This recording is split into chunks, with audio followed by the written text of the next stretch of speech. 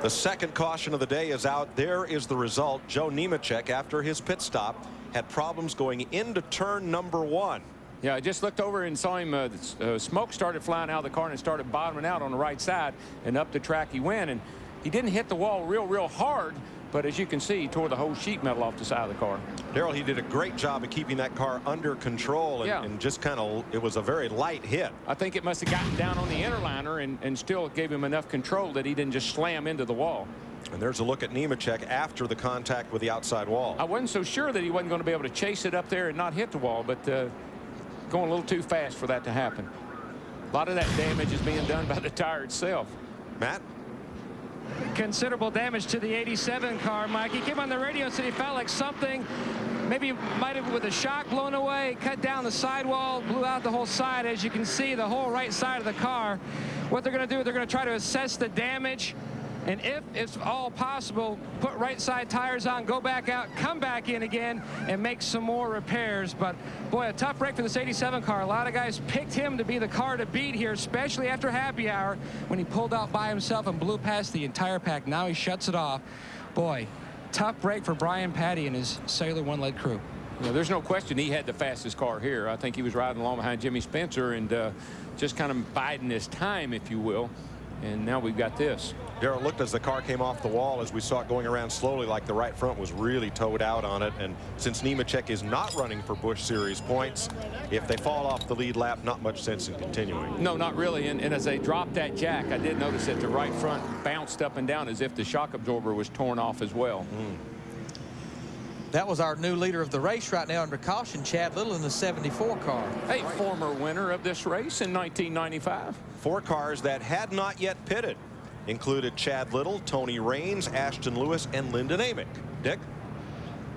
Well, Jeff Purvis is going to have to re-pit. The problem with the last stop was one of miscommunication. The jack was dropped before they got all the fuel in it. And Doug Richard, when that caution flag came out, just keyed his radio and said to his driver, Jeff Purvis, we just got the break of our lives. Spencer also will be coming in. He's going to put 4 tires on that number 1 car.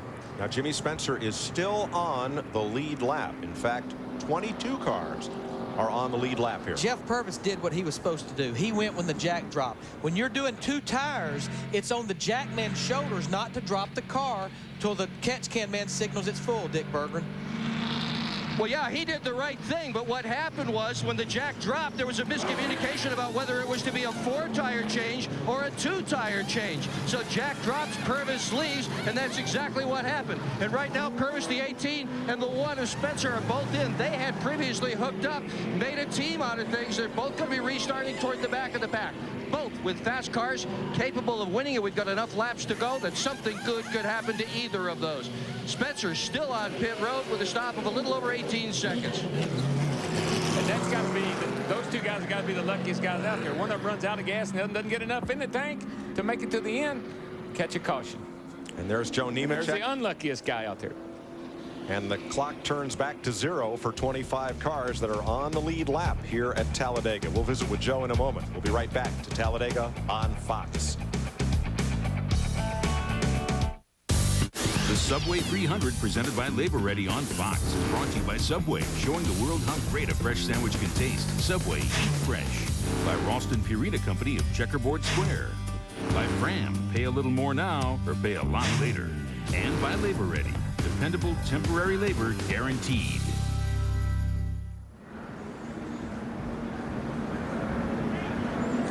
Welcome back to Talladega, where the crowd, the huge crowd here, enjoying this Busch Series race. Second caution of the day.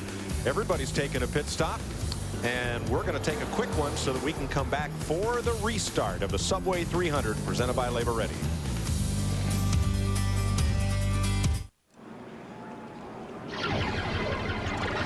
And with the Subway 300 presented by Labor Ready. We are under caution, lap 84. Mike McLaughlin, our leader for the moment from Waterloo, New York. Speaking of Waterloo, Joe Nemechek, who had run very well here on lap 81, had a scrape with the wall, and that became his Waterloo. Let's check in with Matt Yoakum. He's standing by with Joe.